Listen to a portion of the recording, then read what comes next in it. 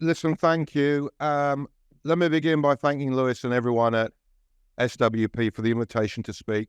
Look, it's fantastic to see so many of you here with so much energy, but we are all getting used to that, aren't we? And those of you who were at the demo yesterday will know that once again, we had 100,000 people out on the streets marching. And look, asking the question before us in this session, what do we need to do to build the movement against genocide, against imperialism, to build a movement to support the Palestinian struggle for liberation? That question is more important now than ever, but we do not start in answering that question. We do not start from scratch. Let us begin with two things that we all know. Firstly, we all know that since October, the Palestinian people have been enduring the darkest moment in their long struggle for liberation. None of us are going to forget the images, the sounds, and the stories we have seen played across our screens as Israel's genocide has been live streamed to the world. The body of 7-year-old Cedra blown from her home with such force that it was left hanging like a piece of meat from a wall in Rafah. 6-year-old Hind calling for help from a car in which she was left as the only survivor of an Israeli airstrike. And 9-year-old Omar filmed as he watched his father burning alive, screaming in despair, "My dad is gone. Where shall I go?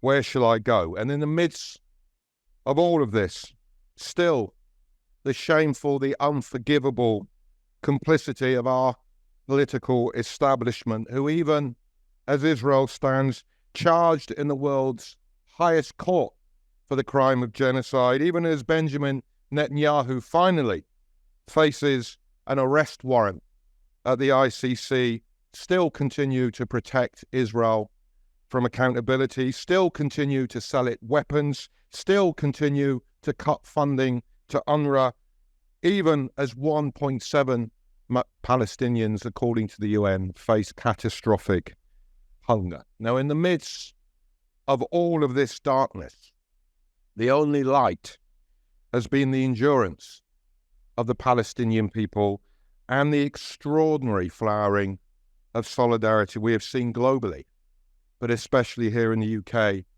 from ordinary citizens.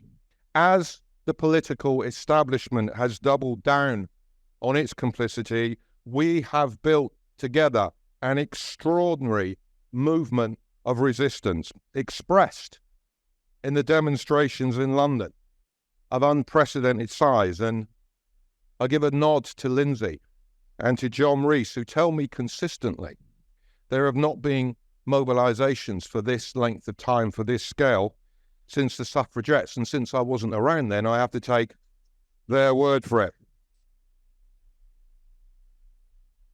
But when I talk about this extraordinary movement of resistance, I'm also talking about the days of action we have seen. Protests, marches, boycott actions taking place in towns and cities across the UK. And I'm very proud of the role that PSC's network of branches across the country have played in those mobilizations. I'm talking about the workplace days of actions. I'm talking about the pickets of arms factories and sit-ins at Barclays Bank. To give you some measure, we at PSC have seen an extraordinary mushrooming of growth and support over the last 9 months. Before October, I talked about our network of branches. Before October, that stood at 75 strong. Now we have over 100 branches across the country. Before October, those signing up to receive information from PSC, our subscriber list, and if you're not on it, what are you doing at this meeting? That stood at 75,000 strong. Now it is over 300,000 and growing. We have still 15 trade unions affiliated to PSC at a national level and growing numbers affiliating at branch and regional level. Now, right now, all of our collective energy is devoted to using all the levers of pressure we have still to call for a ceasefire, for the ending of weapons sales to Israel, for immediate aid to be brought into Gaza, and urgently for funding to be restored to UNRWA so that that aid can be properly distributed. But as the question before us makes clear, our longer-term task is to harness all of this momentum, all of this energy into the movement, into sustained campaigns to achieve the change required to enable the Palestinian people finally to be free. Because this is the second thing that we all know. History did not begin on October the 7th. This genocide is built on the foundations of 76 years of colonization, military occupation, and apartheid. In May, we all marched to mark the Nakba, the events of 1947 and 1949, when over 750,000 Palestinians were forced to flee from their homes in the act of mass ethnic cleansing that led to the establishment of the State of Israel. But the Nakba, of course, impacts every Palestinian, not just because of the magnitude of the trauma of 1948, which causes it inevitably to resonate through the generations, but because the catastrophe never ended. We commemorate the ongoing Nakba, the 76-year process of colonization, dispossession, occupation, and apartheid. Every Palestinian is a child of that Nakba.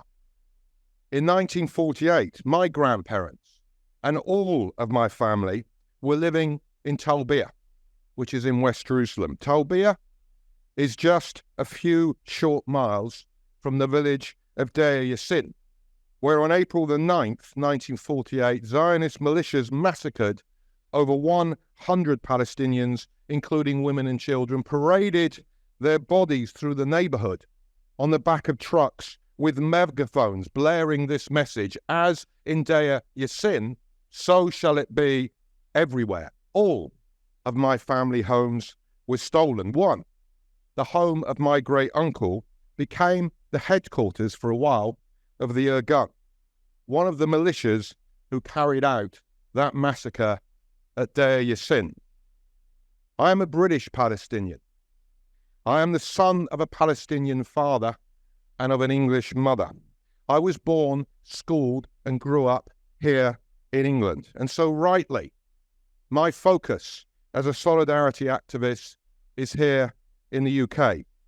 And as a solidarity activist and as the director of the largest Palestine solidarity organization in Europe, I know what my task is and what the task of all of us is as solidarity activists. What Palestinians require from us is unchanging. It is simply that we end the complicity of our government, our public bodies, our companies, and our corporations, without whose support Israel could not sustain its system of oppression. Right now, and for the past 9 months, that demand is echoing in towns and cities across the UK. As I said, often led by PSC branches as they picket complicit companies and call on public bodies to divest. A key campaign is that targeting Barclays Bank, which holds millions of pounds of investments and provides loans to 9 companies known to be producing weapons and military technology used by Israel. So far, our days of action on Barclays have led to nearly 3,000 people closing their accounts. Barclays Bank, believe me, is on the run. And if you don't believe me, go and see the recent statement from their CEO. You will have seen that Live Nation, who run festivals like Isle of Wight, Latitude, Download, were forced to drop Barclays as a sponsor after 160 bands pulled out of those events.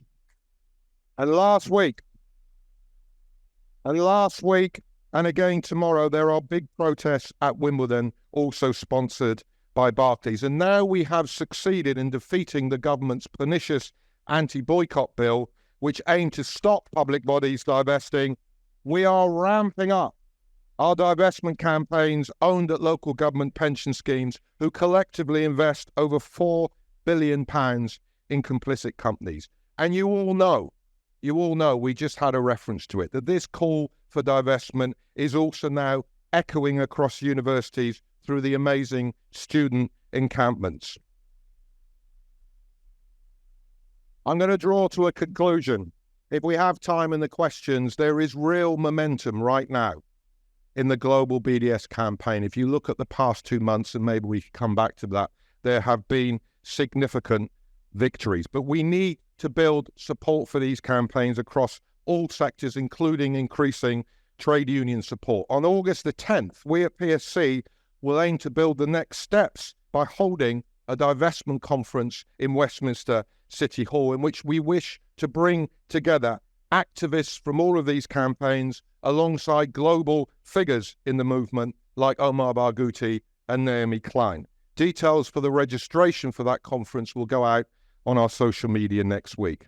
Let me finally say this. The general election, with the unprecedented success of independent candidates, gave us all more hope than honestly we had all anticipated. We need to take the energy that we saw on the streets of Islington and Ilford and Leicester and so many other places, take the energy of the marches that are not diminishing in number into these sustained campaigns. We do not stop, friends, because our brothers and sisters in Palestine will never stop struggling for their liberation. We do not stop until they are finally free. Let me end by quoting once more the inspiring words of our brother Ghassan Abu Sitta. It is your world to create. It is your tomorrow to build. We will own tomorrow. Tomorrow will be a Palestinian day. Thank you.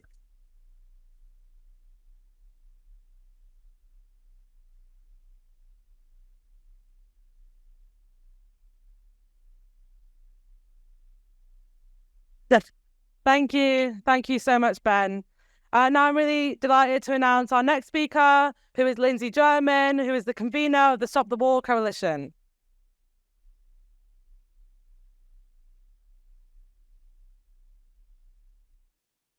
Thank you very much, Samira. And like Ben, thank you very, very much for inviting us to Marxism to discuss these questions. And thanks also when I told Lewis the good news that the demonstration was going to be on July the 6th. He took it in very good grace, even though it meant tearing up the whole timetable that he'd been working on. So thank you for that as well, and for the attendance yesterday. It's very important we link these whole questions of activity on the streets with discussion about them. So I want to follow on from Ben in talking about what it is that we can do and some of the political issues that I think are opportunities for us, but also challenges for us as well. The first thing I want to say is about the Palestine movement itself. I think it's fair to say, I know that one of our groups that we're in the coalition with for the demonstration say there's only 2 places in the world that have these huge movements. One is Indonesia and the other is Britain. And I think it's an incredible tribute to everybody who's been involved in Palestine Solidarity, who's been involved in all the different campaigns, and in Stop the War, because with Stop the War, as people who've got long memories will recall, we first started demonstrating on Palestine in 2002. We were set up in 2001 after 9/11, and we started demonstrating then because we could see the link. And then the first contact we had with the Muslim Association of Britain, who've been our co-organisers in these demonstrations and many previous ones, was there was a massacre in Jenin in the spring of 2002. They invited me to come and speak at a huge demonstration, which was probably 95% Muslim, from Bradford and from all over the country. I got to Trafalgar Square. The plinth was absolutely full of men. I think I was the only woman who spoke, which was a kind of interesting experience. But actually, that was the beginning of a very, very important working together. Because actually, if you look now, the people who are speaking for the Muslim Association of Britain are usually women. The woman who comes to our meetings is one of the key organisers. There's a completely different transformation in the way that people are looking at the Muslim community and looking at the way that they organise. I'd also like to say it's very important that we have this alliance. I mean, Ben's talked about a lot of what PSC does, and PSC does a lot more than demonstrations. And usually we've had this alliance where every year we have the Nakba demo, and then maybe another demo when Israel bombs something or something like that. And as Ben said, now he feels we ought to get a house together so that we don't have to worry about Zoom meetings and things like that. So far, I've resisted that offer, but that's a possibility because we've now had 16 national demonstrations. We were worried about the one on Saturday and we said, oh, it might be small, weather's bad, just after the election. And what we mean by small now is 100,000 people. That is the truth. That's the minimum now we expect on these demonstrations. That's a tremendous thing. Now, we know why people are protesting. Ben's gone through a whole number of the horrors that are going on with the people of Gaza and the West Bank.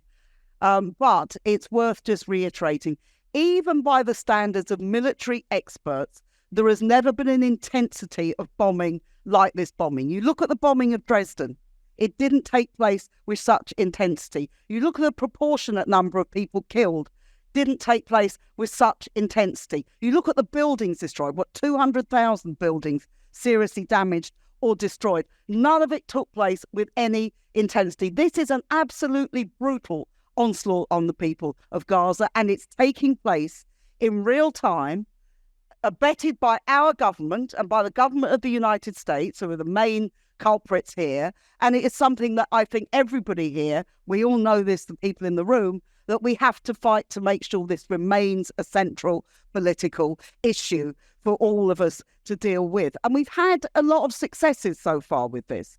We have actually forced them, might sound not very much, but to allow us to fly Palestine flags that the police tried to stop us doing at the beginning, to chant from the river to the sea, which is still the most popular slogan, I would say, on the demonstrations, to be able to demonstrate where we want to and when we want to. And we have a huge amount of problem with this every time, but we face them down time after time after time. We object to their restrictions on demonstrations. We don't usually win that, but we are campaigning around that as well. And of course, we also got rid of the hideous Tory Home Secretary, Suella Braverman, who, as people will remember, actually encouraged fascists out onto the streets to attack our demonstrations, who said they were hate marches. This is coded Islamophobia, and not that coded, actually, as a matter of fact. And this is something we have to stand up against. And of course, we've also had these incredible election results on Thursday. I mean, they are phenomenal election results, and they didn't see these results coming. The pollsters don't see them coming because they dismiss so many people. They big up the Reform Party, but they want to do down Jeremy Corbyn and everybody else. All the polls said Jeremy Corbyn wouldn't win. All the polls, nobody predicted another 4 would win, and many, many more came closer to doing it. Now, it's not just about Palestine. We had the discussion in the previous meeting, but Palestine has been the catalyst which has broken people from Labour in a way that hasn't happened for many, many years. And it's extremely important that we understand that. So what are we having to do now? Firstly, we have to keep building a united front. It is so important that we have the different elements of the coalition working together as part of one united movement. And we have to keep doing that. And to me, I think we're now in a period of permanent wars and I hope revolutions, which two very often go together, but so far not the revolutions. But we are in a period of permanent wars. Every country is rearming. All the rich countries are rearming. Germany, massively rearming. Japan, by 2030, will be the 3rd biggest arms spender in the world. When you have an arms race, you have war, and that is what we're heading towards. We saw that before 1914. We saw it in the 1930s. We will see it again unless we stop the imperialists and their wars, not just in Gaza, in Ukraine, the threats to China, all the other things that they're doing. These are all incredibly important for us. But also, we have a Labour government, and everybody, you should be happy when there's a Labour government as opposed to a Tory government. But certainly I haven't felt much like that about Keir Starmer the last few days, because we are going to have to fight Starmer. This will be the most authoritarian, repressive government that anybody has seen for a long, long time. And it was built, its success in the election, not that it was very much success, was built very much on nationalism, on militarism, on scapegoating of migrants and all these things. We should not think for a minute that this government is going to be friendly to the kind of campaigns, not just over Gaza, but also the campaigns against reform, against Tommy Robinson, against all the other things that face us as we're going forward. So I think we have to be clear, this is a big challenge for us, and it's a challenge that we have to take up in a number of ways. Against repression, against the state repression where they make it harder and harder to demonstrate, against the scapegoating of Muslims. Islamophobia is now massive in this country and around the world. I mean, it's not just here, obviously, but here, the hate march idea is simply that these people are all extremists, they're all savages, they're all terrorists, they're all these sorts of things. That's what they're saying all the time. And therefore, to me, the question of Islamophobia is very, very central. And there's a strange thing that has gone on in Britain, and not just in Britain, it's happening in France and no doubt a number of other countries. The far right and the fascists are rebuilding themselves on the basis of opposing the Palestine marches. That's what Tommy Robinson's last demonstration was about. They're rebuilding themselves on it, and they're in alliance with the right-wing Zionists. You now have, when you see these counter-protests, they have the Iranian monarchists, they have the Israeli flag, and they have the Union Jack. That's what you see hand in hand together. Now, we have to be very, very clear about we are not going to succumb to this agenda, and we're not going to succumb to the idea that it's all just racism. Doesn't matter. Islamophobia is a specific thing, which is anti-Semitism has risen and Islamophobia has risen since October the 7th. But the difference is it's being driven by the state in the case of Islamophobia. It's the immigration laws, it's the repression on demonstrations, it's the use of prevent to stop Muslims speaking out against anything. It's all of those different things. And we have to be prepared to challenge that in every way that we can. So in the couple of minutes I probably have left, is that about right, Samira? Okay, thank you. Thanks. That was very accurate timing on my part. Thank you very much. Just like to say this, it's fantastic that we have such a movement. It is a movement which has achieved a great deal. It's changed the face of British politics, and they didn't believe this. They thought on Thursday night, they realised on Thursday Jeremy Corbyn was going to win. So they sent all the London canvassers to Islington North to stop him from winning. They didn't realise that Liam Mohammed, we didn't realise, unfortunately, was 500 votes away from defeating Wes Streeting in Ilford North, and that would have been such a tremendous vote. Jess Phillip was nearly defeated in Birmingham in her constituency by Jodie McIntyre. These are huge, huge results, and they're a credit not just to those individuals. They wouldn't be happening without the movement that actually led to them. We've all been discontented with Labour for a very, very long time, but it was Palestine that led people to do this. So we have to keep campaigning, we have to keep organising, and we have to have permanent mobilisation. We cannot, obviously this is different at different times, but we have to keep having these demonstrations. The demonstrations have been the key thing, in my opinion, that has really changed the political face of Britain. But we have much, much further to go. That's more than a discussion for what we can talk about today. But it also seems to me that if you're challenging the far right, if you're challenging the imperialists and their role in Gaza or anywhere else, then you're also challenging the priorities of capitalism. And we have to look as well to building a system not based on profit, not based on war, not based on racism and discrimination, but based on the needs of ordinary working people. Thank you very much.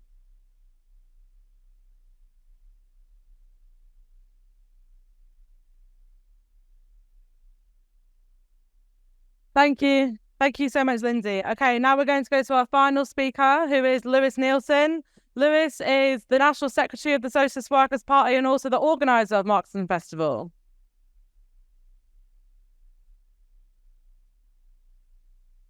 Well, look, I want to give a massive welcome to both Lindsey and Ben for joining us at the Marxism Festival. And I want to say a massive thank you for all the work they've done over the last 8 or 9 months.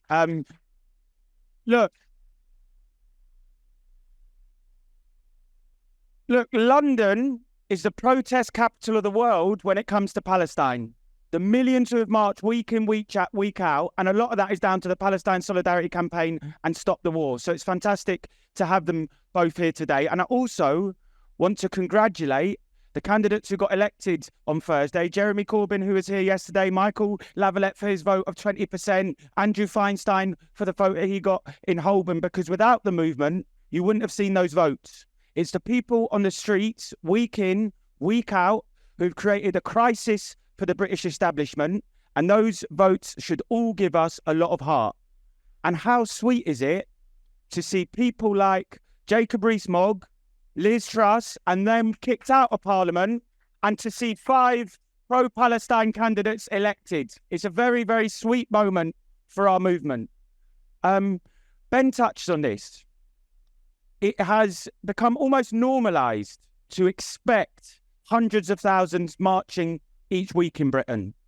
But sometimes I think you've got to pinch yourself to remember what we've achieved over the last 8 or 9 months, to be honest.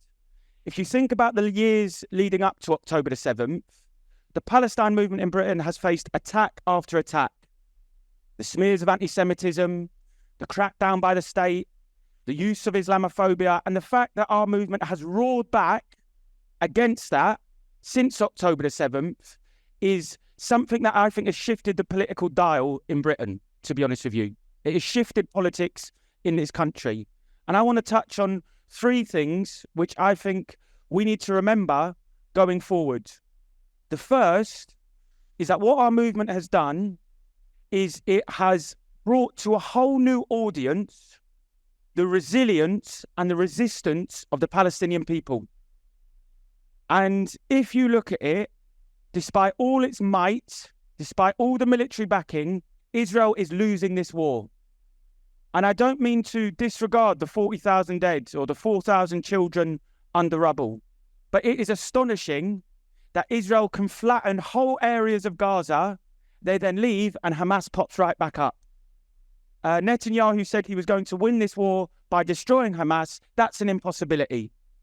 And through that resistance, the Palestinians, I think, have shown that the two-state solution is a sham. That the two-state solution of Oslo, they have shown that it's a sham, and they have stood up to the most vicious genocidal regime on the planet. The second thing, which flows from that, is that Israel has lost the political war. Israel is now the most isolated it's ever been. And I know we have no trust in the big international institutions, but to have the ICJ and the ICC on your side is a big deal, to be honest. I don't expect them to deliver much, but if you're a student at university, if you're a trade unionist, if you're a local campaigner calling for a boycott, you can say, I agree with the International Court of Justice. You can say, I agree with the ICC. That's a big deal. And the political shift it has led to in this country is massive. I read the other day that in Britain, 54% of 18 to 24-year-olds think that Israel shouldn't exist. Not two states. They think Israel should not exist. That is a sign of the isolation that has come about. And it also emphasizes that what we have been saying in these meetings for many years, in Stop the War and PSC, that Israel is an apartheid regime, that you can't make peace with an apartheid regime. It means that we were right. And despite the attacks on our movement, despite the smears, we were right to speak out against it. It's easier to say it now. It was harder when you were more isolated, to be honest. And it's testament to Ben and Lindsey and the people in this room that we stood our ground on those issues. Because what has happened in the last 8 or 9 months is that a whole new generation of people have gone through a crash course on imperialism, on Zionism and resistance. And we should remember that, because that is a reservoir of resistance that we can build on going forward in the battles to come. And the third point I want to touch on is that as much as I welcome the election results that we saw on Thursday night and the 5 pro-Palestine candidates elected, we should remember that it is the movement that has got us there. And therefore, while it's good to have them in Parliament, it is the truth that our real power lies in the streets. And the movement is the scale that we're talking about, 16 national demonstrations, the millions on the streets, but it's also the diversity of tactics, the way in which students have occupied their camps like the one at UCL, the way in which people shut down the train station, the way in which workers took action at work. All of that has meant that despite the biggest assault on our movement, the use of the police, the use of Islamophobia, the use of anti-Semitism, there's a reason why Britain is different from Europe and we were able to stay on the streets. And it's because we stood our ground, to be honest. If you look at Europe, if you look at places like France and Germany, the movement has faced bans, and they tried to do it here. That's what Braverman, etc., tried to do. But the strength, not just of the scale of the movement, but the strength of the politics at the heart of the movement meant that we were able to stand our ground. What does it mean going forward then? I think there are certain specifics we can talk about. For example, I have been astounded at the strength and the energy of the student camps, and I am sure that they are going to roar back next year in September and October when the term starts again. And one thing I think we should do is I think we should have a national summit of those camps to talk about how we coordinate that kind of resistance. I also think it's clear that, well, if you want an illustration of how we're not living in normal times, the fact that we are going to have now more national demonstrations through the summer shows you the appetite to keep protesting. And the third thing is we have to try and crack the idea that we can build solidarity for Palestine in the workplace. There's been good things in the unions. There's been fantastic stuff at the base, but to be honest, we need to put more pressure on those at the top. So there are specifics we can debate.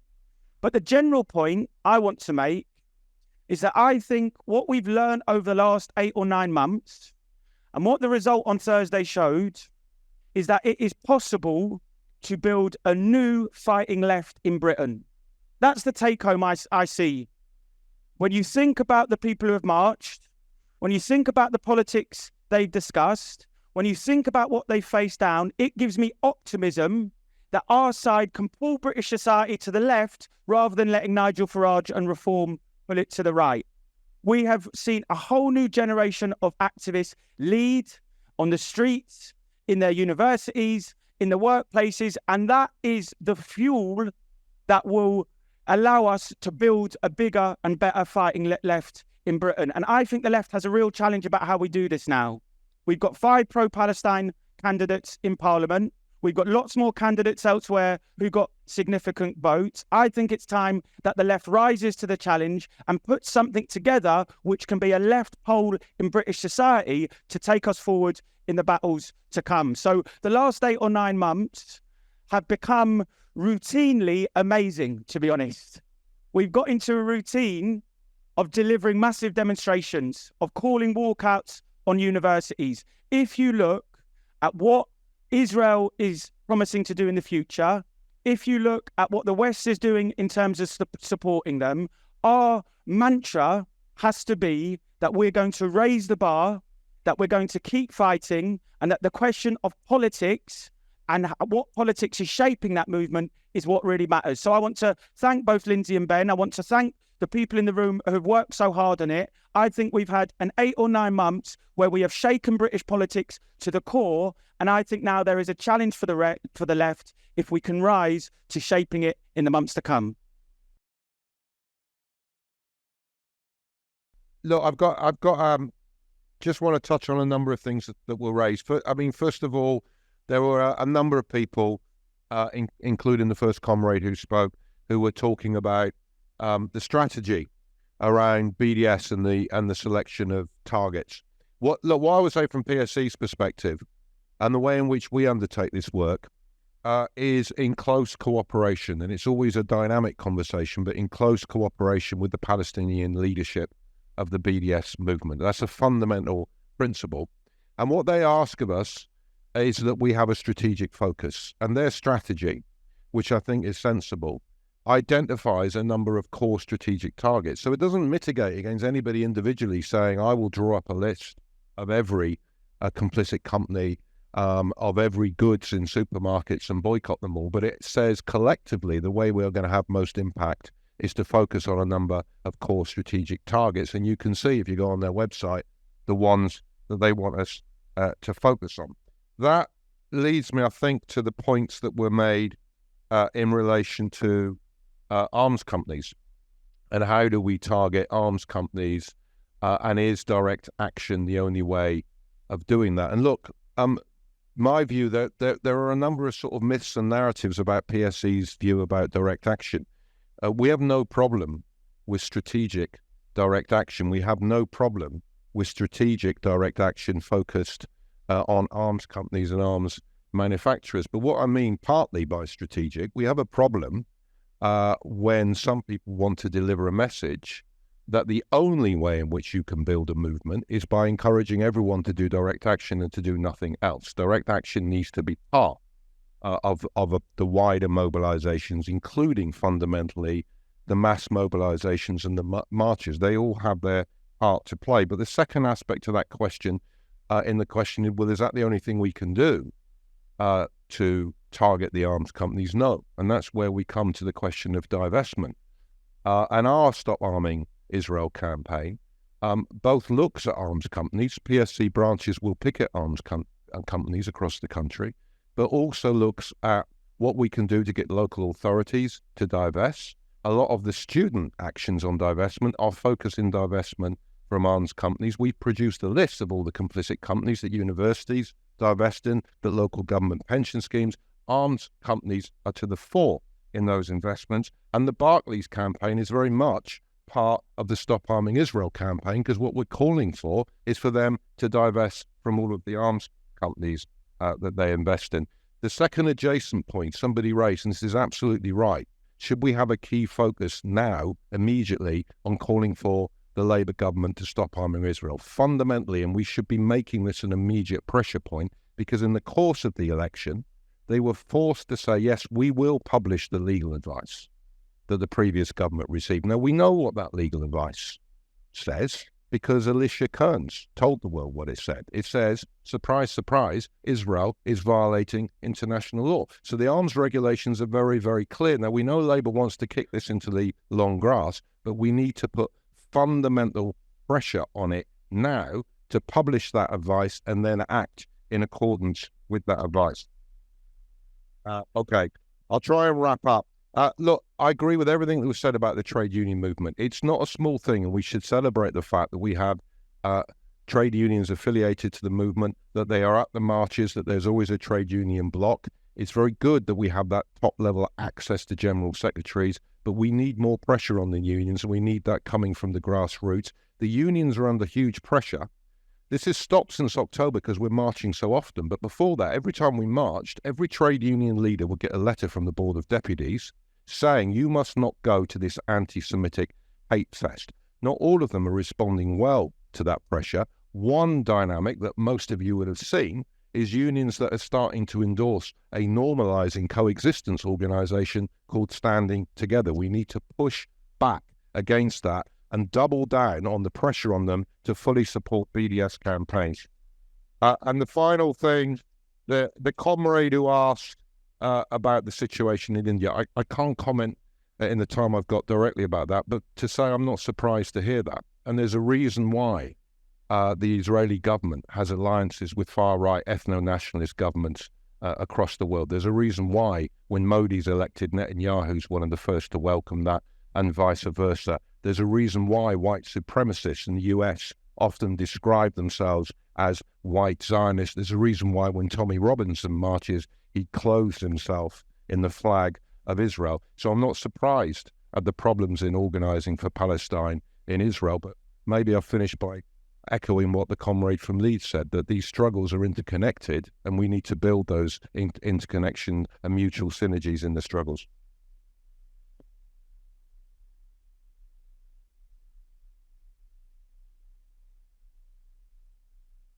Yeah, just firstly, there was a question which was directed at me about, Islamophobia and racism. And I'm sorry if I gave any impression that the only racism is Islamophobia. That's certainly not what I think. And empirically, it simply isn't true. What I was saying, and I think this is true, is that Islamophobia is being used by many of the world's rulers, and particularly in the richest countries of the world, to actually try to divide the working class and to scapegoat many, many people. And it's done through a whole variety of ways. It's done through immigration laws. It's done through encouraging a far-right narrative, which we've seen in this country, that all the parties have said things quite similar. The main parties have said things quite similar to the Reform Party. And it's done by actually trying to equate Muslims with extremism and terrorism. This is done repeatedly, and that fits in with the Israeli agenda, which says very much the same thing. If you remember, after 9/11, what was it the Israeli government said? That our bin Laden is Yasser Arafat, who was the leader of the Palestinians at the time. So they make this connection, and we need to be very, very aware about this. Now, I just wanted to, and I did mean to talk about the trade unions in my introduction, so apologies for that. And I agree very much with what Sean has said, and Sean has played a big role, as have other people in the SWP, in terms of trying to build the trade union blocks on the demonstrations. And that's very, very important. But I would say this, I think one of the dangers with our movement is very, very big, but we don't want it to be kind of siloed, if you know what I mean. And I think we've always got to think, how do you get it wider than it is? You know, like I said earlier, it's great you get 100,000 people. How do we get it deeper into the trade unions? Now, we have a real problem here, not just over Palestine, but over a whole number of issues, including the arms companies that somebody referred to, that particularly Unite and GMB, which are the two biggest manual workers unions, have an absolutely terrible record on this. Keep talking about defending jobs when what they're meaning is defending, you know, the right to sell arms, not just to Israel, but to every other dictatorship and so on around the world, and to Saudi Arabia and all the rest of it. Now, I think it's very important for us that we don't just treat the people who work in arms factories as the main problem. You know, I don't see the point of demonstrating and saying you're all baby killers, as sometimes you hear people doing this kind of thing. Actually, they're not the people who use the arms, are the people who kill the babies. But there is a very serious argument here that there should be a transition towards jobs which are useful, and the skills that are going in to arms manufacture, which are huge. You know, the amount of skilled work that goes into them could be used to do things that would be beneficial to humanity and not destructive of humanity. And this is an argument we have to try and win inside the trade unions. And I think it's extremely important. Unite is moving in the direction of the GMB, and they'll get worse under Starmer. I've got absolutely, you know, all the talk from Sharon Graham, I'm going to stand up to Keir Starmer. Let's wait and see. They will want more money into these jobs. They will want to do all these sorts of things. So I think we've got a big job here to do to put this across. But also, in terms of the trade unions, we've also got to talk about getting much deeper into all of them. The unions are in not a great shape at the moment in terms of the size. They haven't grown. They're aging, all those sorts of things. So we've got to think of a way of actually breaking through on Palestine and getting more and more people involved. The question of United Front, which was talked about, I very much agree. You cannot build these things just by doing it yourself. If you think in any town there are tens of thousands of people who will agree with some of what you're saying over Palestine, maybe not all the analysis that you might all have, but will agree generally they don't like seeing genocide, they don't like seeing children killed, they don't like seeing these things. This is the basis for the United Front, and we have to really fight for it. And we have to fight for it in the Muslim community, but also, as people have said, one of the problems in France, one of the problems in Germany is you don't have the Muslims and the left and the peace activists coming together. Luckily, in Britain, for a whole number of accidental reasons, we've managed to achieve that. So it's very, very important we build on that and do build a united front everywhere. Final point is this. The NATO summit starts this week in Washington. It's going to be an absolute carnival of reaction.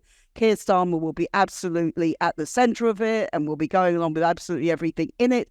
Let's start organising against this stuff as well, not just over Palestine, over what's happening in Ukraine, over the increase in arms spending and the sheer militarism that is going on around the world, which is a major problem, not just for the Palestinians, but for all of us.